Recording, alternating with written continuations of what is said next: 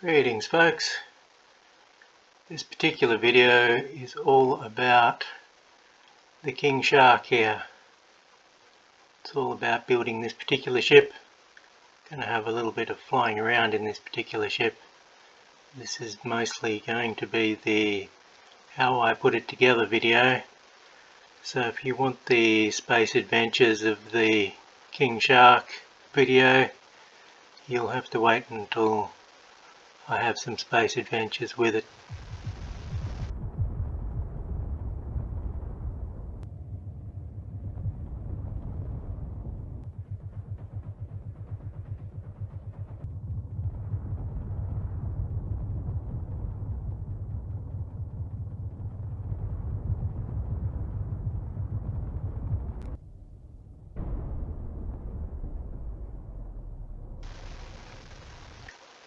Meantime, I can show you how I built it at least. So this is a pretty clear side view. You can see that it's got 6 downward facing big old hydrogen thrusters, and in every other direction it's got a single large hydrogen thruster.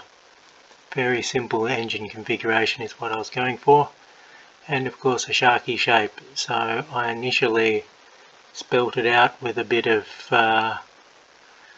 freestyle scaffolding, and I tried to gauge how I wanted it to be proportioned, and tried to make a solid version of the tail end here. So that's a big old cargo box connecting 2 lines of smaller cargo boxes so that they flow through it. And then there's some fuel tanks tacked on the end and the tail thruster. Starting to install some of the belly thrusters here, trying to figure out distance between tail and nose, etc., so that I could get it 6-pack right. Had the first 4 engines in, and I wanted to gauge where to put the next 2 behind those or in front of those. When you're actually trying to imitate something from real life, then it becomes a tricky business to decide on your proportions. Normally it's dictated by things like the shape of your fuel tanks and how many fuel tanks long everything is. So I've put the front thrusters in there. You can see that the small cargoes run all the way along the spine along the top, and another row along the bottom there, and they'll eventually meet up at the front as well. They meet up at the back.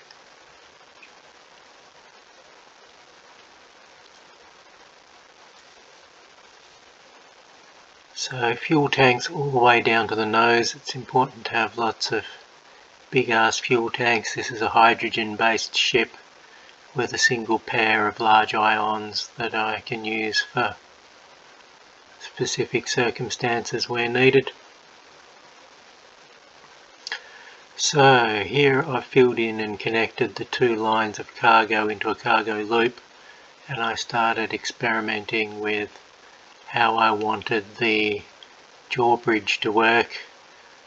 I wanted it fairly long so that I could land in a variety of terrains and extend it down nicely. So it's a bit more like a sperm whale jaw than a shark jaw in overall shape, but that's alright, does the job. We've got the 6-pack in place there. So that's all of the fixed engines installed at this point. So it's a skeleton with 6 engines. Normally I sort of build it skeleton, organs, skin type of an arrangement, where you put the frame in so you know where things go and line up, and then you start sticking all the goodies, the jump drives and important things. With this I'm going to go from skeleton to skin, because it's the external shape that I'm trying to sort of mold and capture, and the internals will just have to work around however they work around once I've got the external shape that I want. And of course the big feature of this particular ship is that it has a skin made from hydrogen tanks. Small hydrogen tanks in massive rows, giving it a huge fuel capacity. And of course it protects the astronauts from evil cosmic rays to be surrounded by all that hydrogen fuel, which is terribly important in a game like this, which doesn't factor cosmic rays in. So the body, the skin, it's often 2 layers thick. This row of tanks, there's hundreds of these small tanks, and I think 8. I really should check large tanks. So a lot of its fuel capacity is in these small tanks. And you're going to put a skin on your ship so that you can separate the outsides from the insides anyway. It's probably going to be 1 block thick. You can put a half skin on, but you may as well build it from hydrogen tanks. So this was some testing, some out of order testing here of the drawbridge going up and down, making sure it could line up with things, trying to figure out how to do the mechanism on this, because of course if you tilt the bridge to any extreme, it goes out of alignment with the blocks around it and you can't smoothly walk across onto it. So the usual trick is to have a thicker catwalk with a 45-degree end so that it's angled where you step off it. But I couldn't do that because I wanted this particular skinny catwalky type effect because it has sort of crenulations that look a bit like teeth. So I rather like that effect for the jaw. So I had to have a different method for getting on and off the drawbridge. So when you run into the base or run into the ship, it's very easy. You just run straight up the drawbridge, off the end, you go for it. Whereas if you want to leave when it's down, you've got this little tongue arrangement here, and you walk up that ramp and drop off the tongue and you'll land on it, and off you go. Of course, if you're leaving the ship, it probably doesn't matter that you've got a way off because you've got hydrogen. It's more getting back on the ship. You need a non-hydrogen option in case you've run out. So here I've attached the pectoral fin setup with an advanced rotor followed by a large hydrogen engine followed by a large ion engine followed by some cosmetic blue and white armour to make up the rest of the fin. Just got them in place, checking that everything looked proportioned correctly. So the principle of this ship is that it's got these vectorable side engines. The 2 rotors are linked together so they move as one, as it were. So they can provide a beefy amount of hydrogen thrust or an economical blast of ion thrust, and they can point backwards, they can point forwards, or they can point downwards, and those are the 3 big directions that you want an extra boost of power in potentially. You want to be able to lift yourself up in an emergency when you're too heavy. You want to be able to brake suddenly when you're heading towards an asteroid and wasn't paying attention and suddenly need to slow down very fast. And it's also nice just to be able to point those engines backwards and get off to a rapid propulsive start. So in every direction I've got 1 of these big hydrogen thrusters, and then I've got the vectorable fins which allow me to apply 2 more of them forward, back or down, and I can also throw in the power from those 2 ions. So once I'm out in space I can just zip about on the ions, I can accelerate with them and then brake and move from asteroid to asteroid on electrical power if that's what I want. So the nose is starting to take shape a bit. Added some experimental detail on the fins to try and figure out what I wanted them to look like. I've started adding some turrets along the spine of cargo along the back there. Bit of an experimental turret on the side of the nose here that I know doesn't last. So this nose area is packed with fuel tanks like the rest of the ship, but it's also got these dummy industries build and repair units, or nanos as we tend to call them, because they're a nanotech building aid. They weld things for you at a distance, and you can also kick them into reverse and grind things for you at a distance, which is what all the ones on the nose of this are for. I think there's about a dozen, which is the most I've ever used.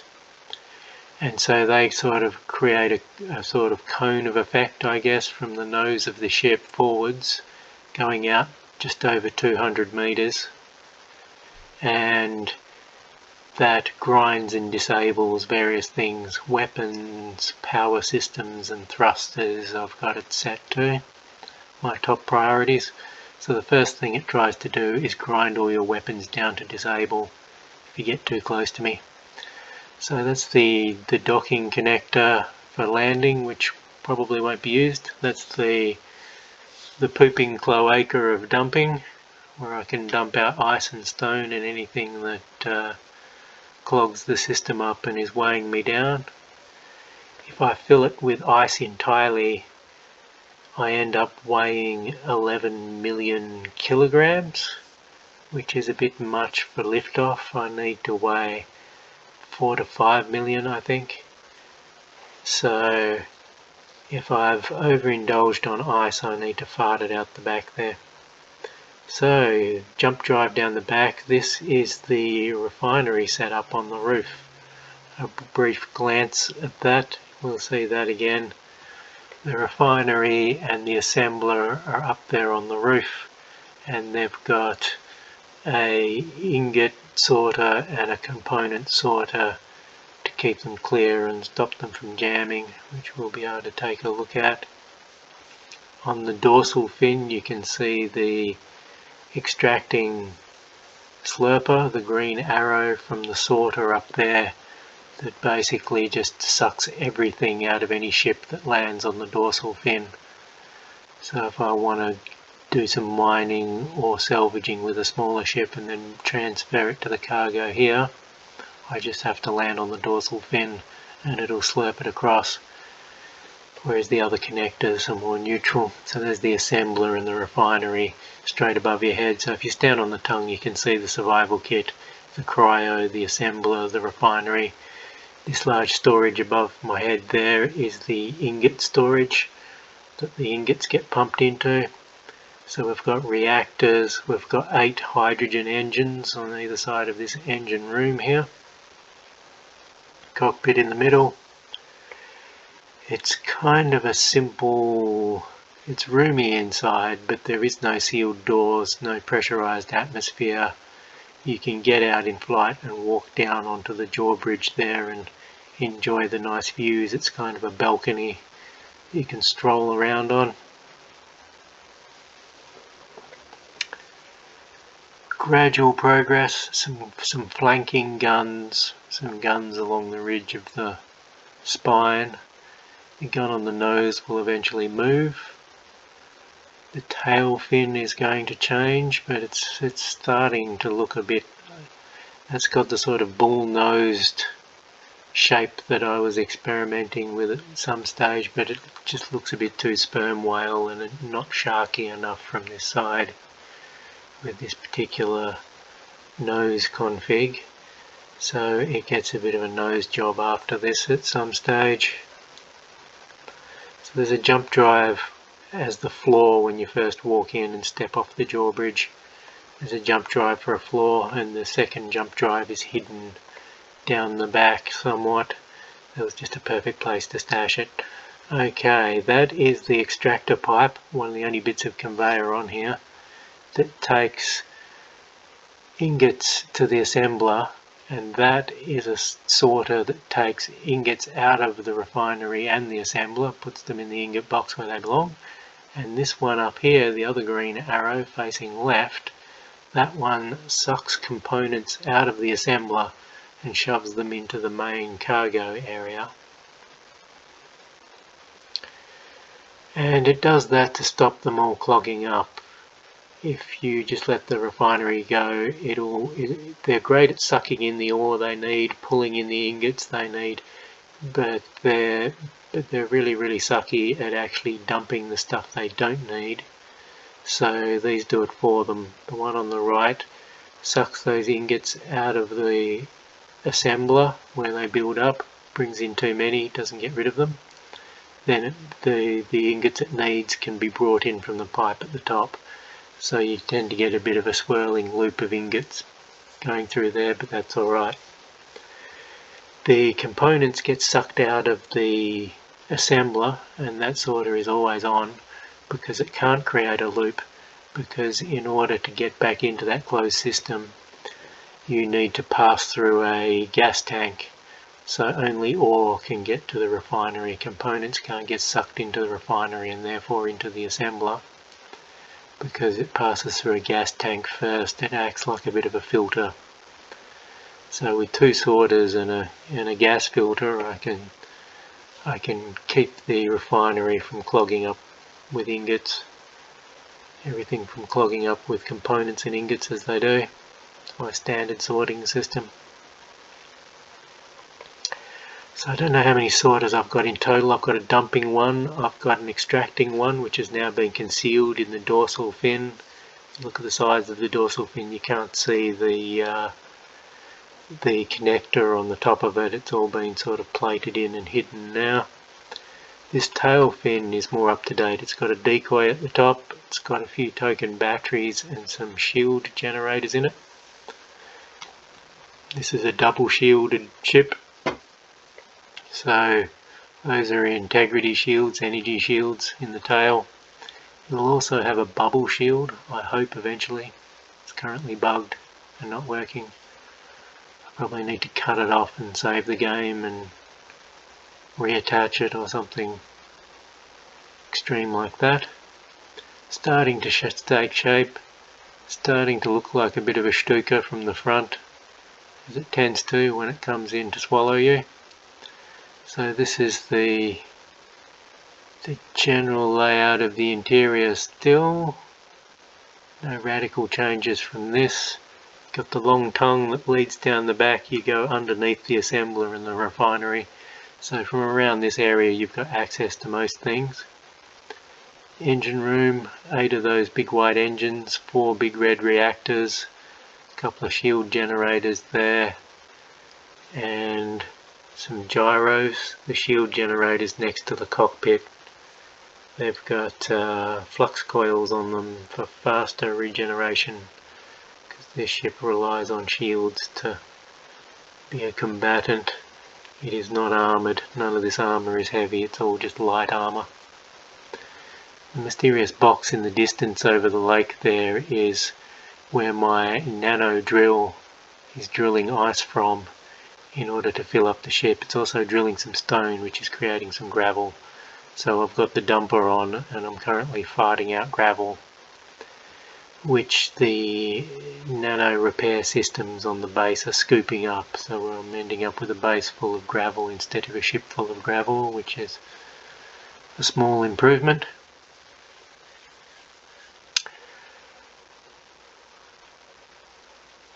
So, taking shape. I haven't finished off the ion engines and the umpteen billion thruster components that they need. But here's a feature of my drawbridge. Lots and lots of wolves or bugs chasing you. Climb up here.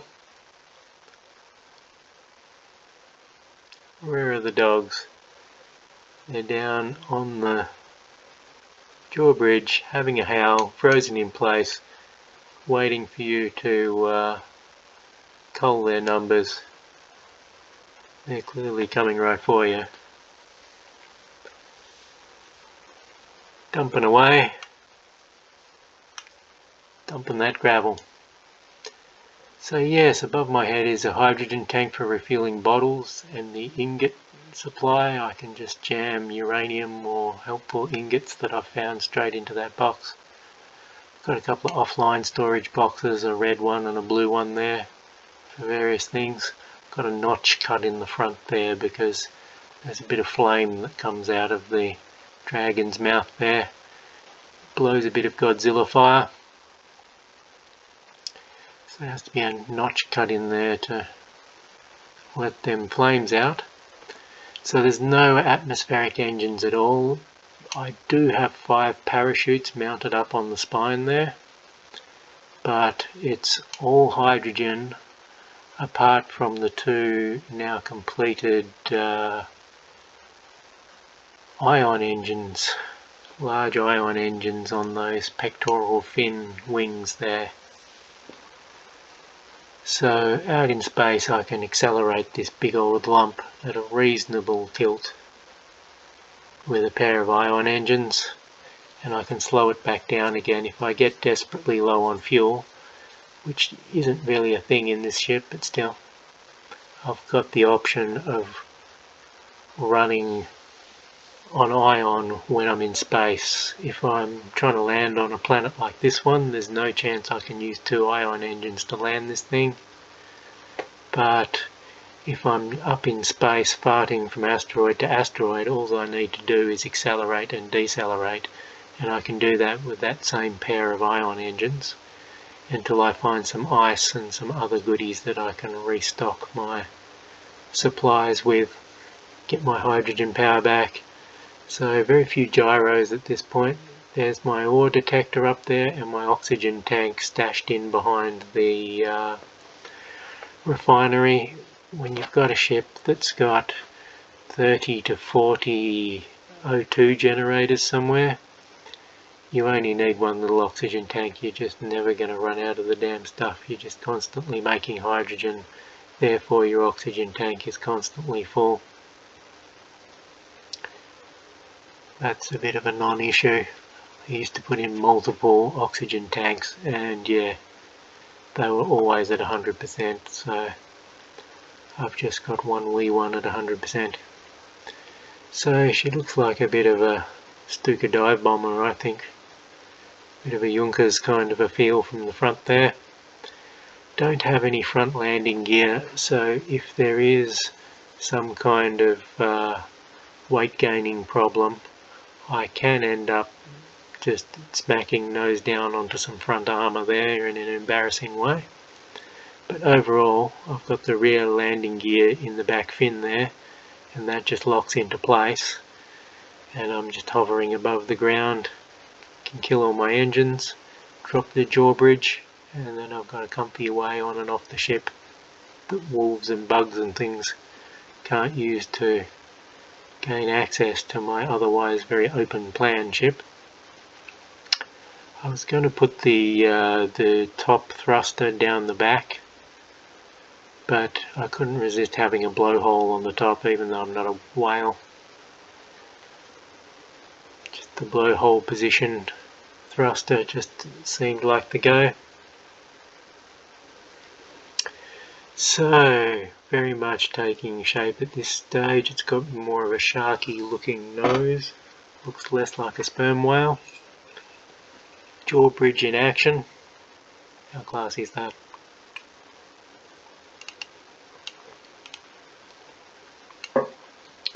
So with the drawbridge up, we're just sort of gripped by our tail landing gear there, held in place, light that candle, release that rear gripper, and up you go. I'm not even using the vectored thrust. I've just got my 6-pack working out on the bottom there, and that does the job so long as I'm not too overloaded with ice. If my entire inventory is full of ice, then I'm not going anywhere. So I just have to make sure it's a reasonable amount. Can be hard to gauge your actual fuel usage when you've got so much ice on board and so many O2 generators. But I flew it to Europa and used about 4% of my fuel capacity,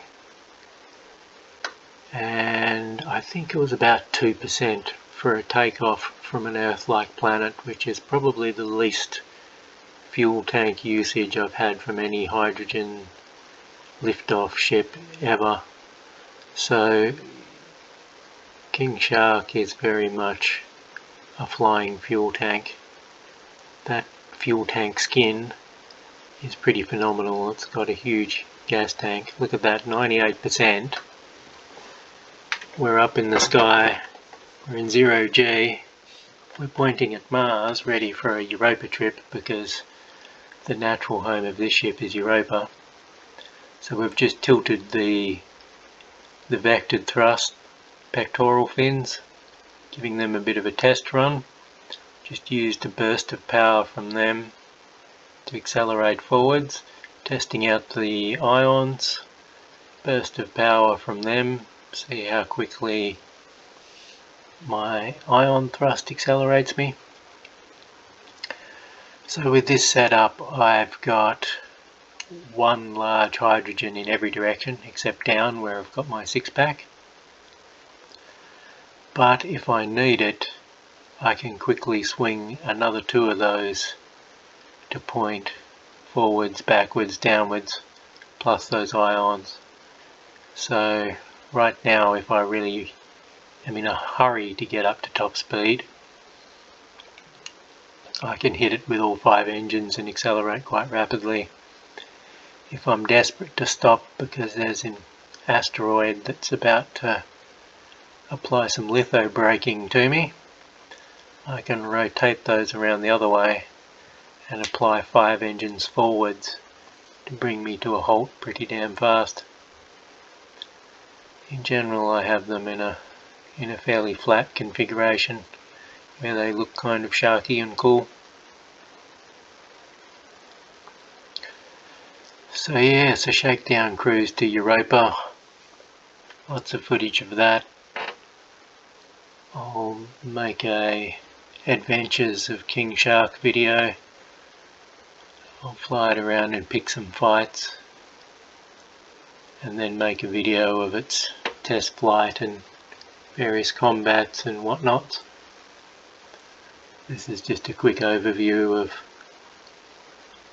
after all that Lego of building it, how it actually does work. So going from braking mode back to a vertical landing mode, slowing down, hunting for a spot on Europa that's got good mining, a good potential base set up. I've got the Stargate mod going on, so my general tactic is to go to a new celestial body and dig a little foxhole and pop in a Stargate, and then if there's any kind of oddball mishaps, at least you've got a way to get back to that planet if you need to retrieve your ship or something similar.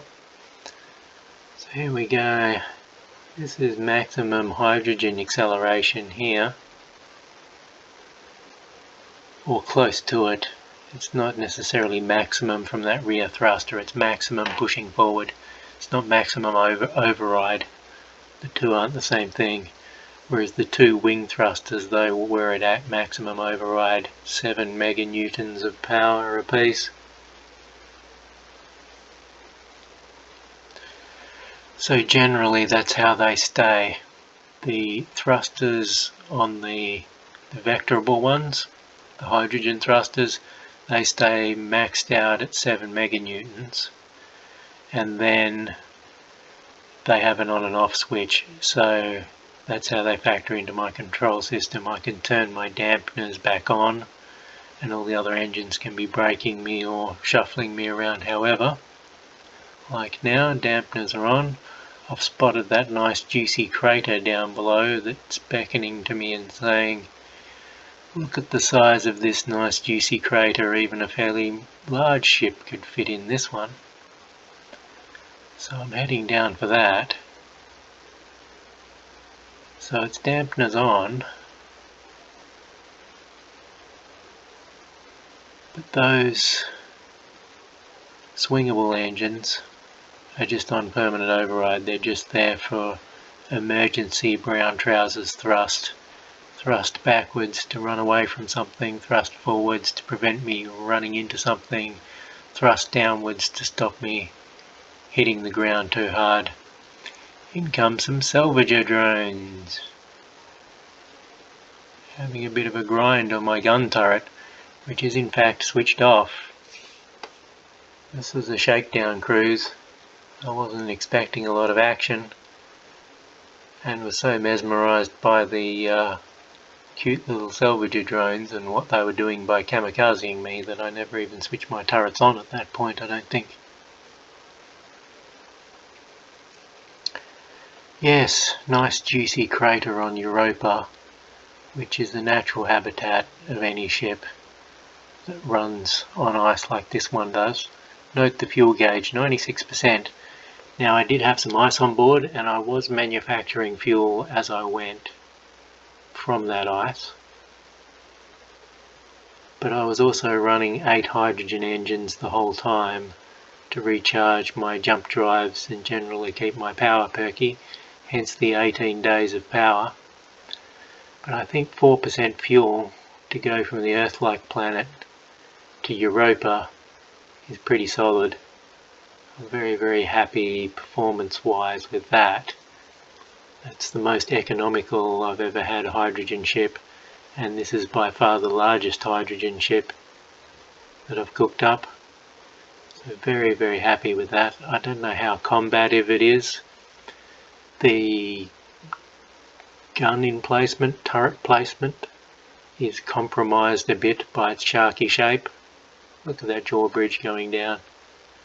Nice pace. It's not so slow that you're waiting for your drawbridge to get to the ground, but it's nice and slow so that any aliens watching are nice and impressed by your slowly extending ramp.